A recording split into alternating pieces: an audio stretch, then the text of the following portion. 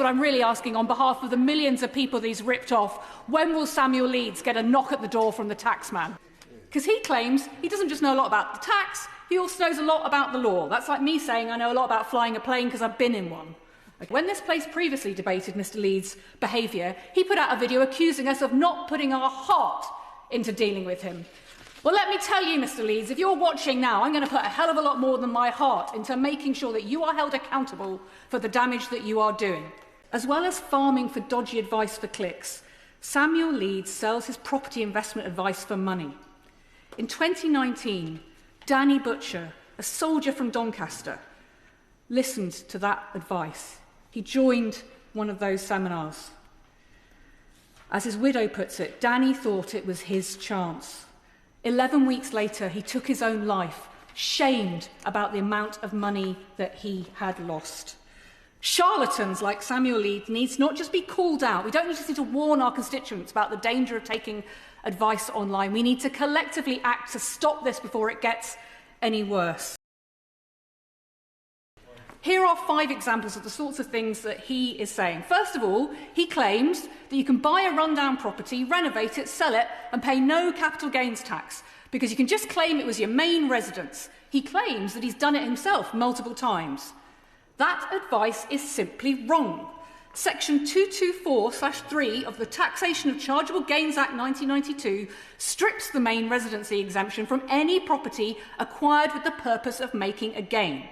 And the case law is equally clear. If you never intended to make it your settled home, it was never your residence at all. This law kills that wheeze twice over. Our constituents who might follow that advice face not just capital gains tax, but potentially income tax at an even higher rate if the taxman decides, frankly rightly, that they were doing is a property development trade. His second well-known wheeze is that you should put your spouse and your kids, some as young as 13, on your company payroll, pay them $12,500 each and extract the cash tax-free. Sounds brilliant, doesn't it? I can't wait till my children get older. Except it's not if they're not doing genuine work. It's not a deductible expense. And for any child under 14, that may be, well, illegal.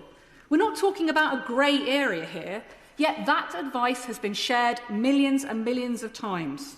Third claim, put your property in a trust and you can protect it from inheritance tax entirely. Again, flat out wrong. Gift your children your home, stay living it and pay 0 inheritance tax. Again, flat out wrong. If you continue to live in a property after gifting it, which is precisely what most people would do, inheritance tax is charged as if the gift has never been made. The 7-year clock people might be aware of never even starts.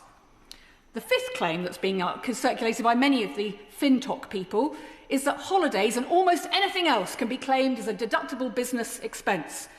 As one Finfluencer, Abby Hookway, put it in a video, rich people don't pay for holidays. The boring reality is an expense must be wholly and exclusively for trade purposes. Madam Deputy Speaker, just as Al Capone was taken down by what he was doing on tax, so these people need to be stopped before they cause further harm. And to any of them listening, you can tag me in what you want. I will always stand up for consumers.